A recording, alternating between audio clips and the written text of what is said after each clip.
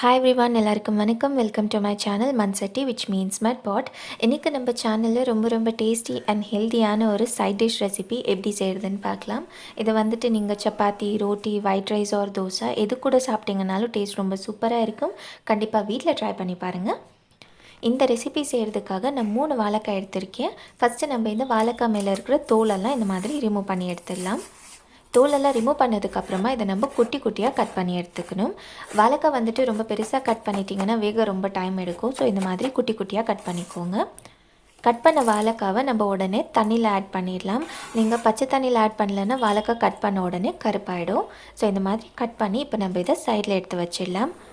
இப்போ ஒரு பேனில் 5 டீஸ்பூன் அளவுக்கு நம்ம ஆயில் ஆட் பண்ணிக்கணும். உங்கள் கிட்ட கோகோனட் ஆயில் ஒரு வெஜிடபிள் ஆயில் எது இருந்தாலும் நீங்கள் ஆட் பண்ணிக்கலாம். ஆயில் நல்லா காஞ்சதுக்கப்புறமா இதில் 1 டீஸ்பூன் அளவுக்கு கடுகு ஆட் பண்ணிவிட்டு நல்லா வெடிக்க விட்டுருங்க.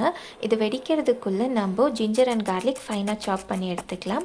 நான் 1 இன்ச் அளவுக்கு ஜிஞ்சர் பீஸ் அண்ட் ஒரு 8 க்ளோஸ் ஆஃப் கார்லிக் எடுத்திருக்கேன்.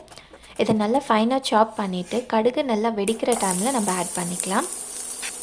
இப்போ இதை நல்லா கோல்டன் கலர் ஆகிற வரைக்கும் நம்ம ஃப்ரை பண்ணி எடுத்துக்கணும். இது ஃப்ரை பண்ணுறதுக்கு ஒரு 1/2 மினிட் டைம் எடுக்கும்.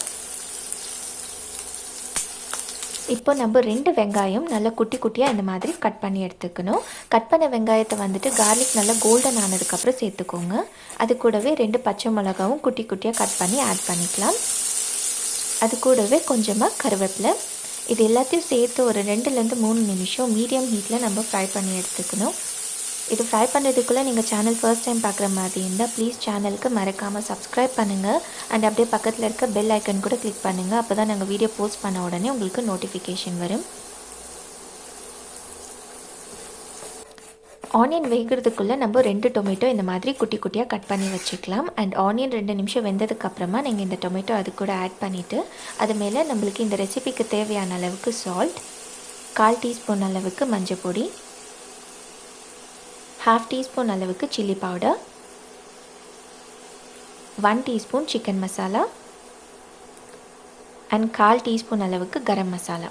இது எல்லாத்தையும் சேர்த்து உடனே மூடி போட்டுடலாம். மூடி போட்டு வேக வச்சோன்னா டொமேட்டோ வந்துட்டு ஈஸியாக வெந்துடும். ஸோ 2 நிமிஷம் மூடி போட்டுடலாம். பாருங்கள், இது 2 நிமிஷம் நல்லா வெந்துருச்சு. ஓப்பன் பண்ணி பார்த்தோன்னா உங்களுக்கு தெரியும் டொமேட்டோ கலர் சேஞ்ச் ஆகிருக்கு. இப்போ இது எல்லாத்தையும் சேர்த்து நல்லா மிக்ஸ் பண்ணிவிட்டு இன்னொரு 2 நிமிஷம் நம்ம இதை நல்லா குக் பண்ணி எடுக்கணும். அப்போ தான் நம்ம போட்ட அந்த மசாலா பவுடரோட பச்சை வாசனை வந்துட்டு வராது.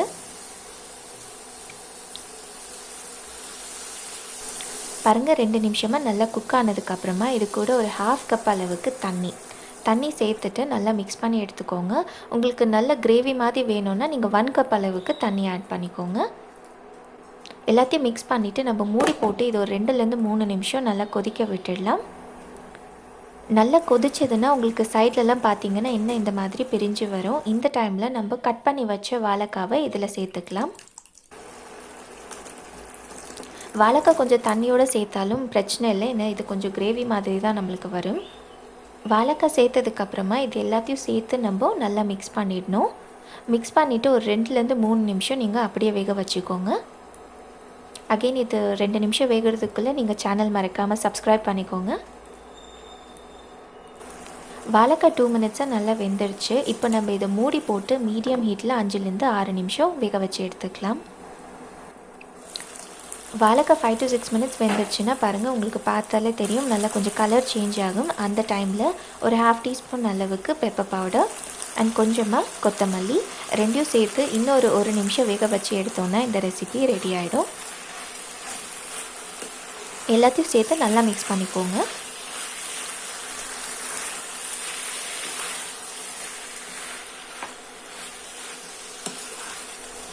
பாருங்கள், ரொம்ப டேஸ்டி அண்ட் ஹெல்த்தியான ஒரு சைட் டிஷ் ரெடி ஆயிடுச்சு. இந்த ரெசிபியை வந்துட்டு கண்டிப்பாக நீங்கள் வீட்டில் ட்ரை பண்ணி பாருங்கள். உங்கள் எல்லாருக்கும் கண்டிப்பாக டேஸ்ட் ரொம்ப பிடிக்கும். இது வாழைக்காயில் பொட்டேட்டோ இருந்தால் கூட நீங்கள் செஞ்சு ட்ரை பண்ணி பார்க்கலாம். ஸோ கண்டிப்பாக வீட்டில் ட்ரை பண்ணுங்கள். வேறு ஒரு ரெசிபியோடு பார்க்கலாம். Until then take care.